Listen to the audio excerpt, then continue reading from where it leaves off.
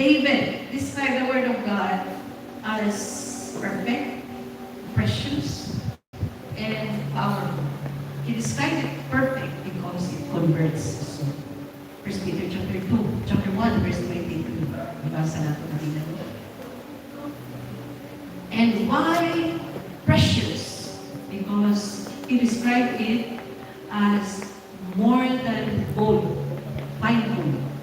And he desired it as more sweeter than honey. And honey. Grabe yan yung pag-compare sa word. Eh kung inalik akong pagkumpara sa pulong ng Lord, na ako pa Lord na isang sa katungan lang, nagka-batas-batas ang ating pag-compare ni David sa ibang word.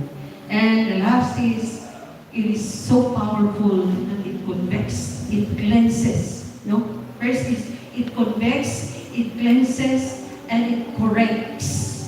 The correctional kita. Kaya natong daan na kinabuhi, inani ang mindsetting. Pero kinahanglan correctional ka para ma-change ang mindsetting. Pagka-change, no? And ma-renew. No? Romans